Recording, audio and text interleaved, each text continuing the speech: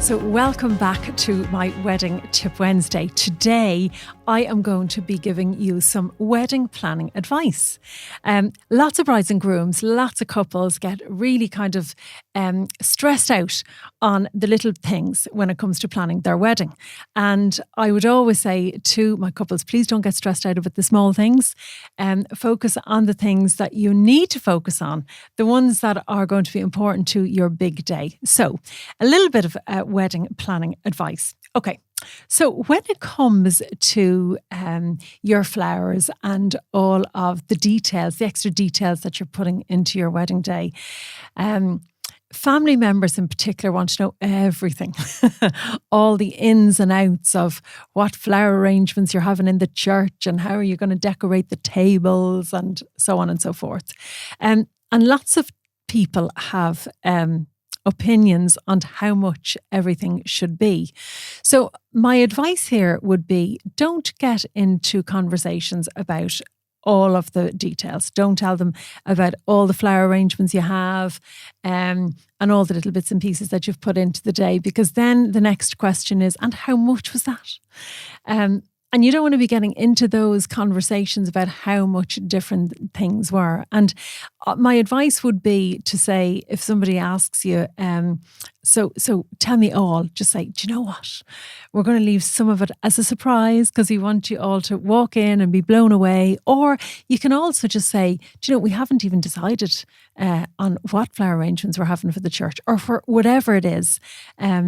Because people, and like I said, in particular, family members or close friends, sometimes they get too involved and it can just create conversations that you don't really want to have. And sometimes they can be awkward ones. So keep the finer details to yourself and give them something to look forward to, surprise them. What are your priorities? And organise them early. That's kind of a little note I have for myself here. This is where both of you need to sit down and chat about what kind of wedding that you want to have. So when it comes to the wedding ceremony, you know, you have to decide, well, what do we want to do about the wedding ceremony? Do we want to have a church wedding or do we want to get married at the venue? And you know, that's kind of one of the first things you need to decide after your guest list, which we'll talk about in a few minutes. So if it's a church ceremony, you know, that's a particular vibe you're going to go for. So just kind of figure all of that out at the very, very beginning. And when you decide kind of what sort of ceremony you're having, whether it's church or whether it's hotel, you know, figure out sort of what sort of vibe you want for the day. Couples get very focused on the guest list and are they going to enjoy themselves and what should we do to make them enjoy themselves? It's so funny because you don't actually have to do anything to make them enjoy themselves. You're providing a day out for them. They're going to, you know, go to your ceremony and then they're going to go off and they're going to have some alcohol and they will be chatting with each other and that is the entertainment. But are you going to create an extra vibe? As in at the drinks reception, are you going to have some music entertainment?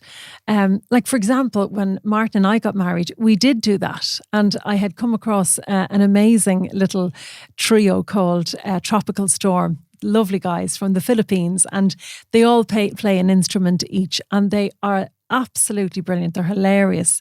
And there's nothing that they can't sing or play.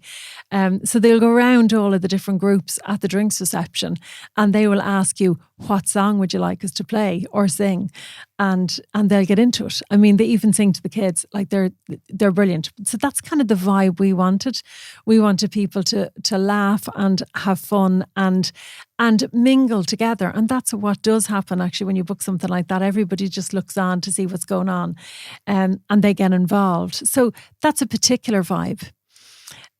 I've often photographed weddings where they would have, you know, a string quartet just playing in the background. And that's really, really nice as well. So just decide kind of on what you want. Is it a magician you want going around your drinks reception? I was doing a wedding the other day and they had this guy and he came in between the speeches and the first dance and he was hypnotizing people. It was very funny. Very funny to photograph. He's putting people asleep on the floor and all sorts. So just decide on what vibe you want and then book whoever you want. Also decide kind of what sort of entertainment you want to have later on that evening. Just going back to our own wedding again, because we had tropical storm during the day, they walked us into the room then when we walked in to have our meal. And again, they went around the tables and they did some more singing. And we decided that we wouldn't have a band later on then, that we would just actually have a DJ. And we knew the particular DJ and it was great fun. So is it a band you want? Great. If so, what type of music do you want played? You do want to cater for absolutely everybody at the wedding. And there are so many amazing bands out there. So just decide then on what entertainment you want that evening.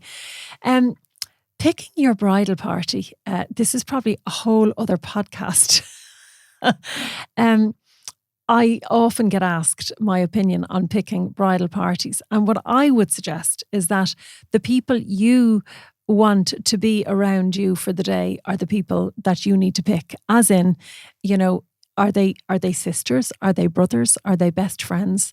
Are they high maintenance? Are they low maintenance? Like the last thing, girls, you want is a drama queen around you on the day who's going to cause you hassle. You don't want that. So I would definitely be picking those people that you can depend on the day, because there are also lots of jobs for them to do on the day. There's rounding up people later on for photographs, making sure family members are where they're supposed to be when it comes to having the photographs taken, liaising with the hotel. You don't want them going missing. You don't want the lads going off and having a pint of Guinness when they're supposed to be outside having their photographs taken. So when it comes to choosing who you want in your bridal party, make sure you pick the people that are close to you and make sure you pick the reliable ones too.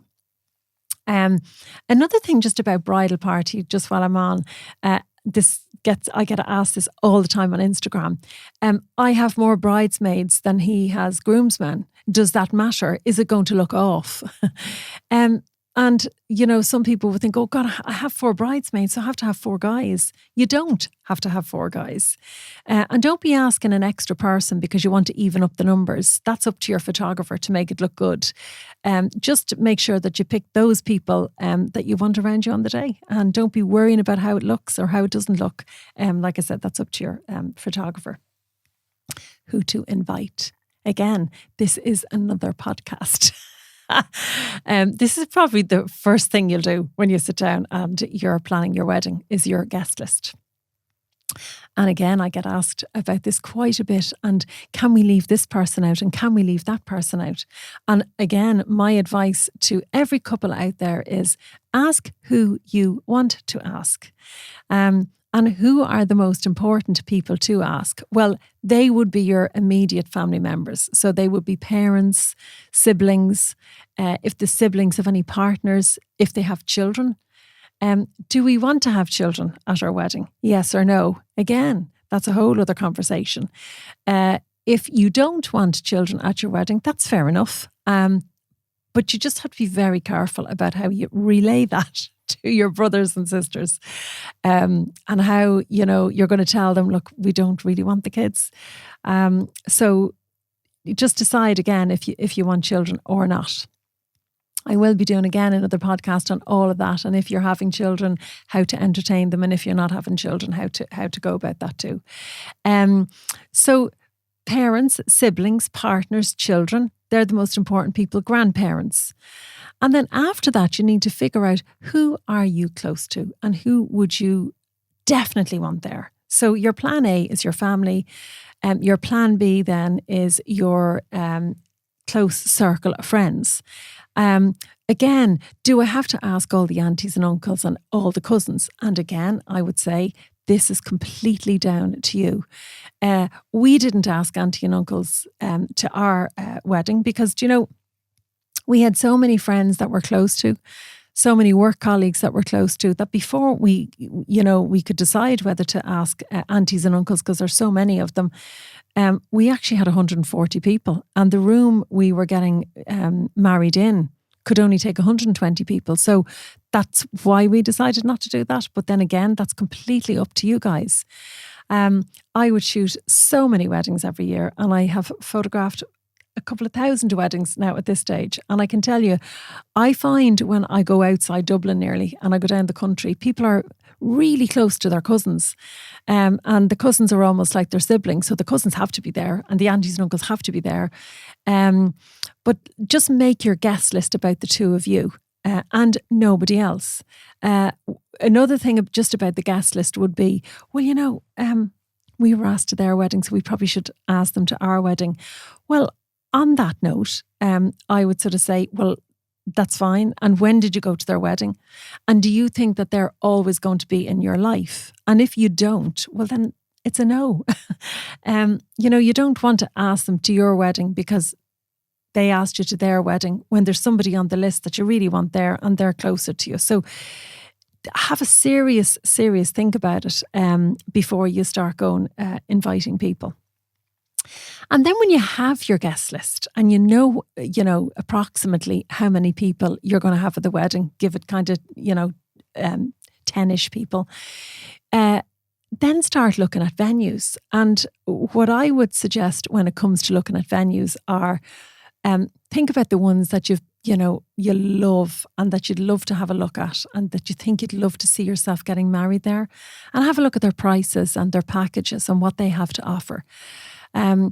Looking at wedding venues, there's a whole other conversation around that too. And we will talk about that in another podcast. But one of the most important things when you're looking at a wedding venue, besides the price, would be the locations within the venue for photographs. So, while they may have stunning gardens, have a think about the weather on the day, and if it's raining, are there any nice locations within the hotel or within the wedding venue?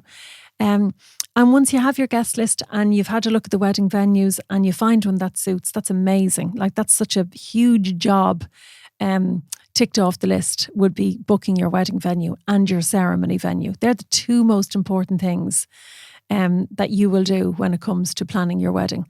And once you have those booked, then you can move on and you can book the rest of your wedding suppliers.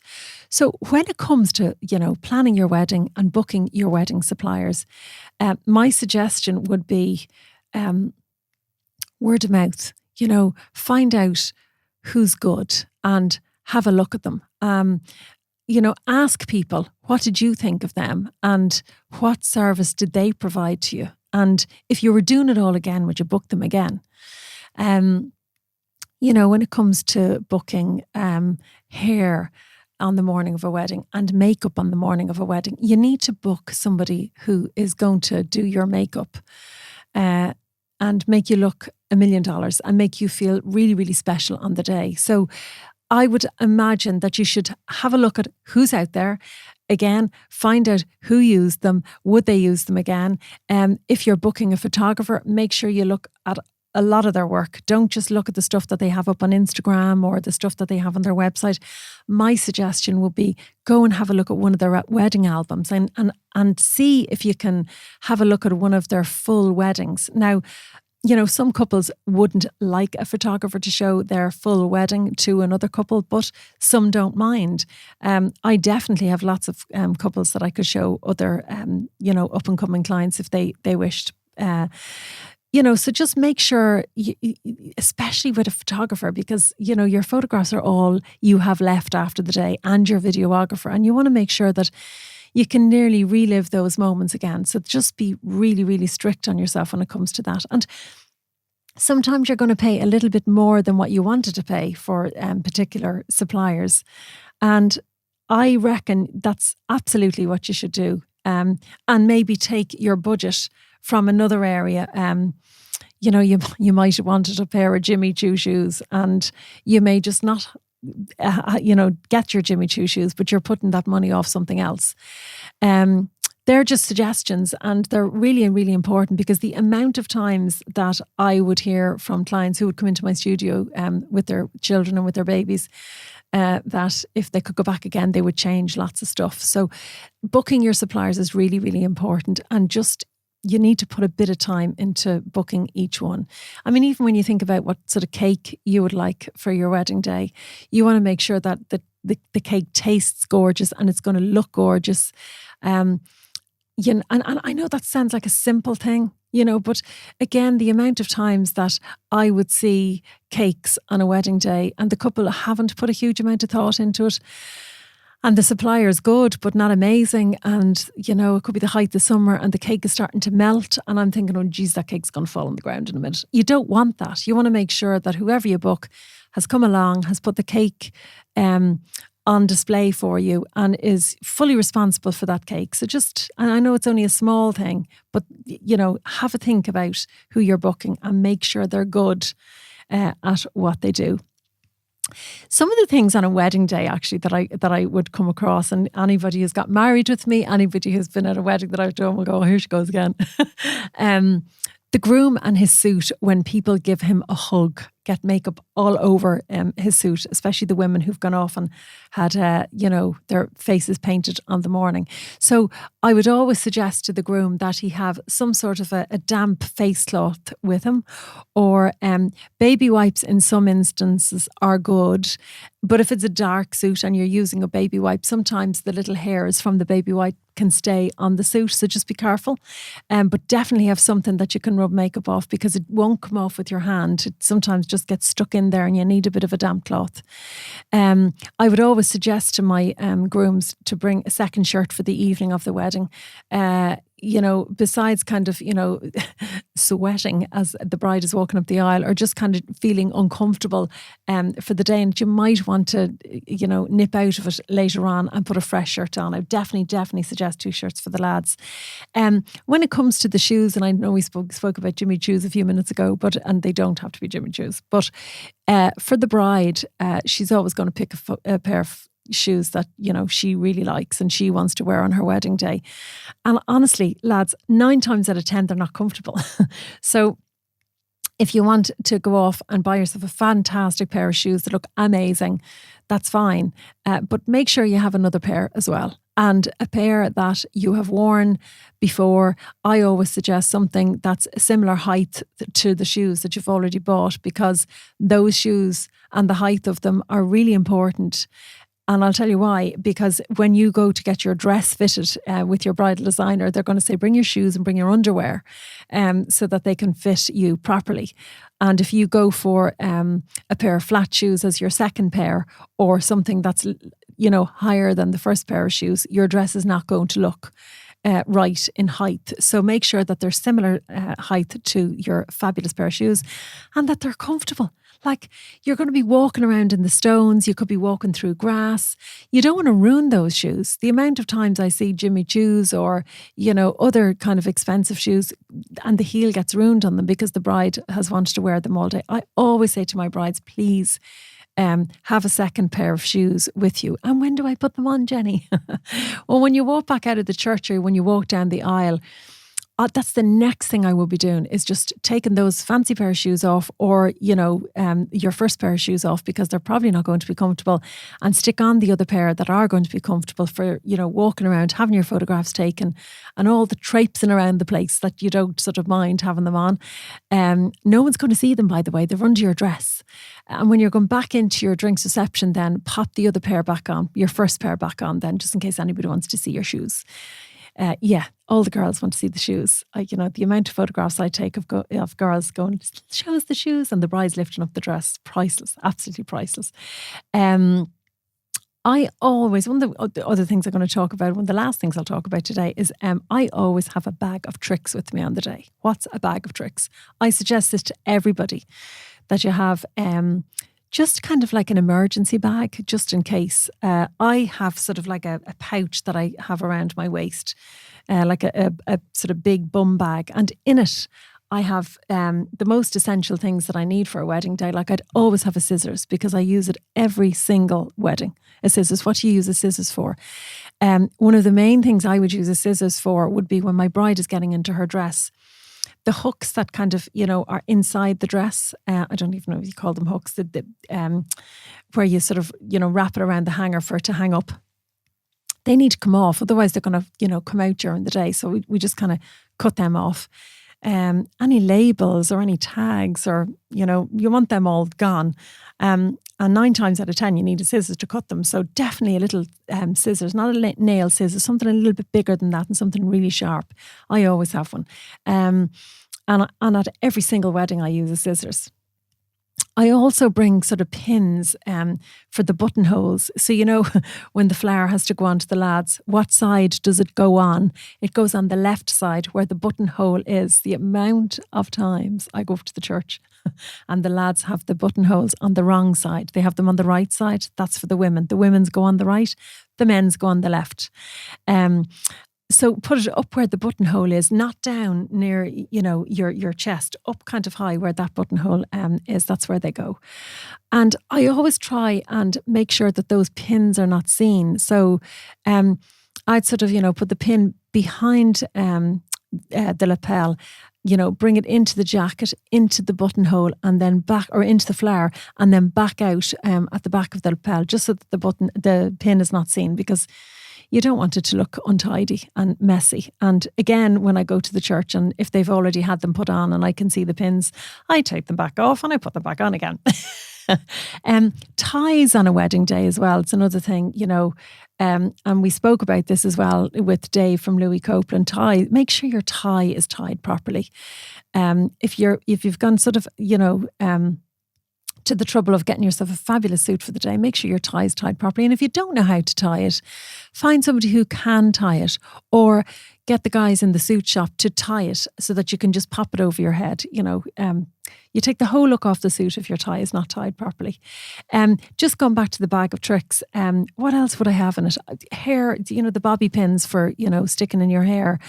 A lot of hair stylists put those little pins into the veil, which is brilliant. And I always, try and insist that they do that, because when somebody goes to hug the bride, they'll hug her around the back of the veil, and 9 times out of 10 again the veil comes out. So if those pins are in, it won't. I always have them just in case, and I end up using them a lot of the time. Like small little handbag size deodorants, the spray deodorant, best deodorant ever.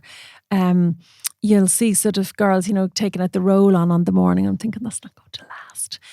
Spray-on deodorant is brilliant, in my opinion. It just works a treat. Small little handbag size hairspray, you'll definitely use it, definitely. A comb. A lot of brides go for, when they're sort of having their hair down, they'll go for like a loose curl. And generally what the hairstylist will do is that you'll, sometimes roll up the hair and then sort of let it out later on, and then sort of brush it out, and they will sort of, those curls will last.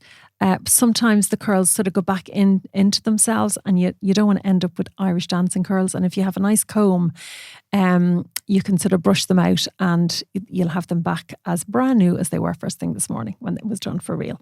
A little mirror is always a really nice thing to have, just in case the bride wants to have a little look at her makeup, or if she's, reapplying lipstick or lip gloss. Headache tablets. You wouldn't believe the amount of times that the bride and groom get a headache. And I think it's a number of things. It's the stress of the day, not stress in a bad way, but they're just their adrenaline's flying around their body. And they may not be hydrated. They may not have, had enough water on the morning or on the day of the wedding, and they may not want to, because they don't want to be peeing every 2 minutes. So headache tablets are, a great idea. Antihistamines. The amount of times I have to hand out antihistamines, especially during the summer. So just kind of stuff like that. And that'll probably get you thinking now, when I've called out all those little bits. You might start thinking about other things. But just the ones that I've called out there now would be bits and bobs that I would have in my bag of tricks. I have a whole other suitcase in the boot of my car. My Love Island suitcase. It is a Love Island suitcase, by the way. And I have, I've got a steamer in that. I've got a white towel. I've got a curling tongs. Oh, listen, there's all sorts in that case. So I come prepared. And, I just got to kind of sort of finish up today, because, we've so much more to talk about in other podcasts. But I would always say to my couples, don't stress about the small things. Little things happen in the planning and on the day itself. Don't stress over the small things like the cake topper and, stuff like that. I know the cake topper, I know it sounds so ridiculous, but Brides in particular stress about those little things because they want everything absolutely perfect. Don't be falling out with anyone. Enjoy the build up to your wedding day, because you know the build up, I always say, is the best bit. Obviously the wedding day is the best, but the build up is like, you can get such crack out of it. Just don't get too caught up with the stuff that you don't need to be stressing about. Thanks for joining me today, and I will see you again next week.